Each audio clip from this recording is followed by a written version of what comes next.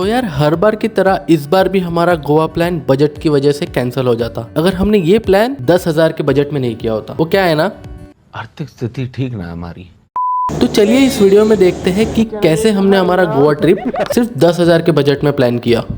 सो नागपुर से गोवा जाने के लिए 3 ऑप्शन है। First direct flight and second by road. दोनों ही ऑप्शन हमारे बजट के बाहर थे। So last and best option था भारतीय railways. Budget friendly, adventure loaded और थोड़ा देसी स्वैग भी।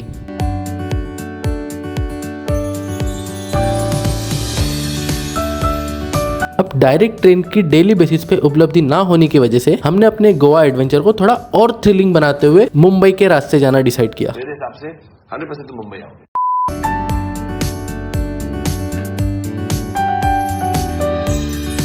अब मुंबई तो हम आ गए थे, बट जो हमारी गोवा की ट्रेन थी वो रात 11 बजे से थी, तो हमारे पास मुंबई घूमने के लिए पूरा दिन था। बट वेट, फ्रेश होने के लिए क्लीन वॉशरूम कहाँ ढूंढे, लगेज कहाँ रखे? ये समस्या है क्या? CSMT स्टेशन पे हमें मिली एकदम परफेक्ट जगह, नमा वेटिंग लॉज। सिर्फ 20 रुपीज पर आवर में आप यहाँ कंफर्टेबली बैठ सकते हैं, फोन चार्ज कर सकते हैं और क्लीन वॉशरूम यूज कर सकते हो। और तो और सिर्फ 50 रुपीज पर पर्सन में आपको शॉवर का ऑप्शन भी अवेलेबल है। हम सब यही रेडी हो गए और हमने हमारा ब्रेकफास्ट भी यहीं एंजॉय किया। कन्वीनियंस के लिए हमने 50 रुपीज पर बैग देकर हमारे लगेज भी यहीं लॉकर रूम में रखवा लिए। कुछ बोल यार, आया हमारे बैग रख दो भाई। हम स्टेशन से बाहर निकले ही थे कि हमें मिले ये भैया जो बोल रहे थे मुंबई दर्शन करवाएंगे ओनली इन ₹450 पर पर्सन। तो हमने बोला चलो। हमारे एक्साइटमेंट की वाट तो तब लगी जब हमने मुंबई का ट्रैफिक देखा। 2 घंटे। One eternity later. Finally we reach our first destination Siddhi Vinayak Mandir. फिर यहाँ हम फूल और प्रसाद लेकर बाप्पा के दर्शन के लिए लाइन में लग गए और हमने बाप्पा के दर्शन किए।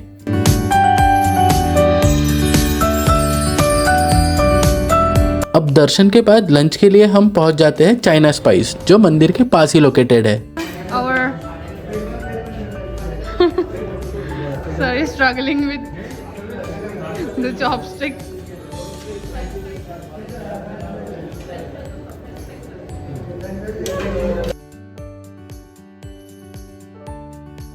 फिर हम वापस अपनी गाड़ी में बैठ के निकल जाते हैं और भैया हमें 1-2 सेलिब्रिटीज के बंगले दिखाते हुए पहुंचा देते हैं मन्नत देखिए गाइस।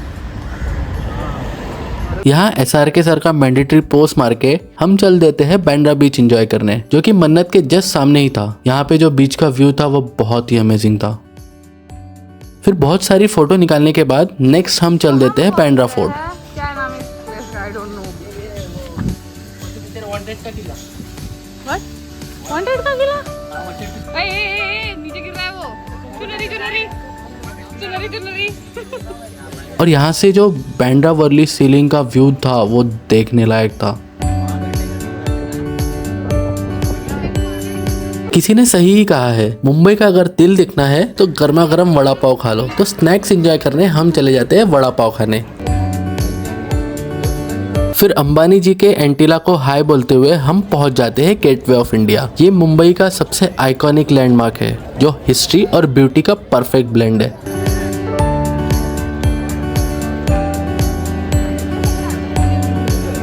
एट लास्ट दिन भर की थकान से रिलैक्स होने के लिए हम पहुंच जाते हैं मरीन ड्राइव। मरीन ड्राइव की लाइट्स और समुंदर का व्यू एक अलग ही वाइब क्रिएट करता है। सो अब हो चला था हमारे ट्रेन का टाइम। सो रात में मडगांव एक्सप्रेस को बोर्ड करके नेक्स्ट मॉर्निंग हम पहुंच जाते हैं थिविम स्टेशन पर।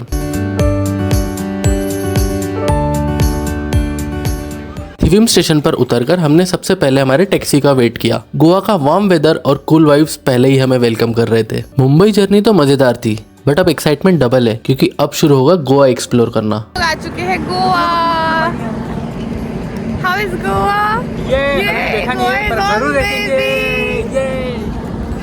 स्टे के लिए हमने कैलंगट बीच के पास एक बीच साइड कॉटेज बुक किया था। यहाँ का एम्बियंस अलग ही वाइब क्रिएट कर रहा था और तो और यहाँ से बीच एकदम वॉकिंग डिस्टेंस पे था।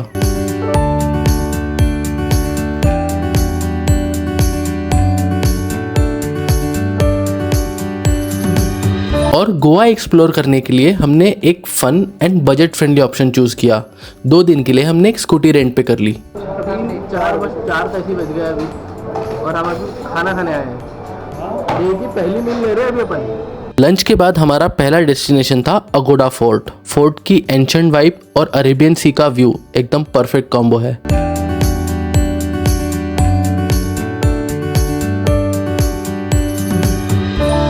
अगोदा फोर्ट के बाद हम आ गए सिंक्रिम फोर्ट व्यू पॉइंट के पास, जो नियर अगोदा फोर्ट ही लोकेटेड है, जहाँ का सनसेट लिटरली मेमोराइजिंग होता है और यहाँ आकर ऐसा फील होता है जैसे टाइम फ्रीज हो गया हो।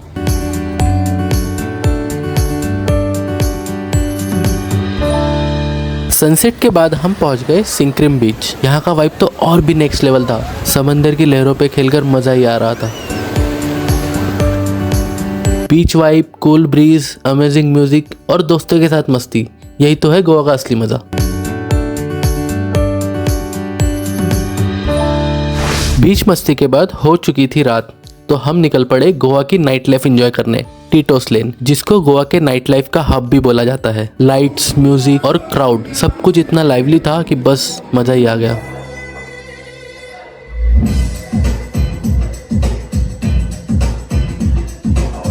नाइट का एंड हमने किया हमारे कॉटेज के बीच साइड रेस्टोरेंट पर। वेव्स की सूदिंग आवाज और डिलीशियस फूड ने हमारी गोवा की पहली इवनिंग को और भी मेमोरेबल बना दिया।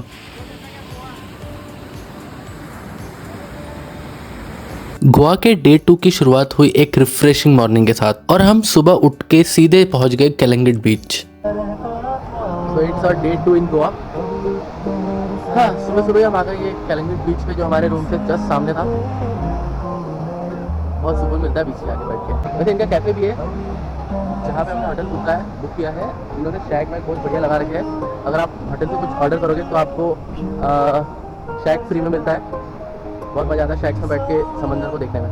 कैलंगिट बीच पर ढेर सारी फोटोज खींचने के बाद हमने गोवा की सबसे सीनिक रोड में से एक पैरा रोड का रुख लिया। यहाँ की ग्रीनरी और वो आइकॉनिक कोकोनट ट्री वाली road, it's perfect for your social media.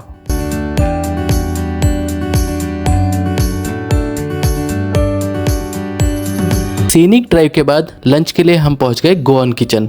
यहाँ हमने ऑथेंटिक गोवन फूड का मजा लिया। मसाला फिश एंड प्रॉन्स यहाँ का मस्ट ट्राई है। लंच के बाद हमारा नेक्स्ट डेस्टिनेशन था मॉर्जिम बीच। जी हाँ, यहाँ पे आपको इंडियन से ज्यादा फॉरेनर्स दिखेंगे, इसलिए इसको रशियन बीच भी बोला जाता है। अगर आप भीड़ से दूर एक रिलैक्स बीच का मजा लेना चाहते हैं तो मॉर्जिम बीच आपके लिए परफेक्ट प्लेस है। इवनिंग में यहाँ का सनसेट लिटरली माइंड ब्लोइंग था। ये मेरे लाइफ का देखा हुआ बेस्ट सनसेट व्यूज में से एक है।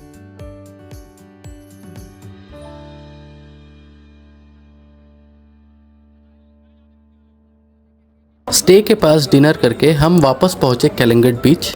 गोवा में दोनों दिन घूमने के बाद रात में रिलैक्स होने के लिए हम बीच पर आ जाते थे और शैक्स में बैठ के बस लहरों की आवाज़ और पीस एंजॉय करते थे।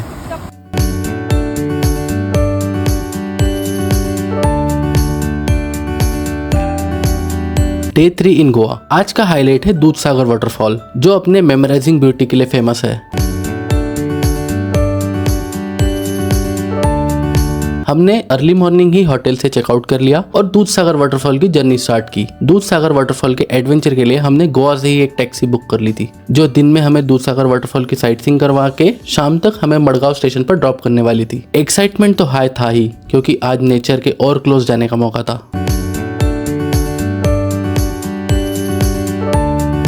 रोड ट्रिप का सबसे इम्पोर्टेंट पार्ट, ब्रेकफास्ट। दूधसागर पहुंचने से पहले हमने बीच में क्यूट लोकल स्पॉट पर ब्रेकफास्ट किया।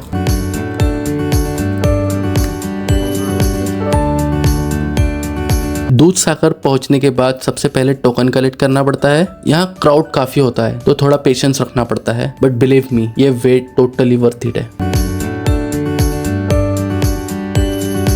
दूधसागर में फ्री कैमरा अलाउड नहीं है। अगर आप DSLR, ड्रोन या कोई प्रोफेशनल कैमरा कैरी कर रहे हैं तो उसका आपको अलग से चार्ज देना पड़ता है, लेकिन फोन कैरी करना फ्री है, so you can shoot it with your phone.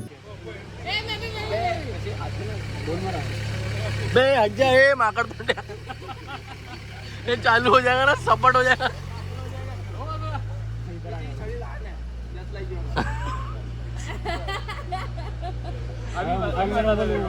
हमने दूधसागर पहुंचने के लिए एक स्मॉल ट्रेकिंग ट्रेल्स शुरू किया। ये ट्रेल इतना ब्यूटीफुल था, हर तरफ ग्रीनरी और नेचर की फ्रेश वाइब्स, बर्ड्स की आवाज और लीव्स के बीच में चलते हुए एक अलग ही फीलिंग आती है।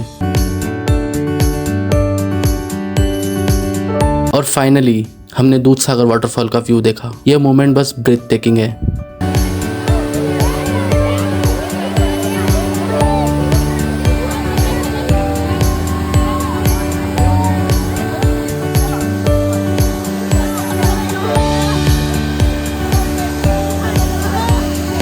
दूध सागर की ब्यूटी एंजॉय करने के बाद अब टाइम आ गया था वापस स्टेशन की तरफ रिटर्न जाने का। जर्नी तो खत्म हो गई थी, लेकिन ये मेमोरीज लाइफ लॉन्ग हमारे साथ रहेगी।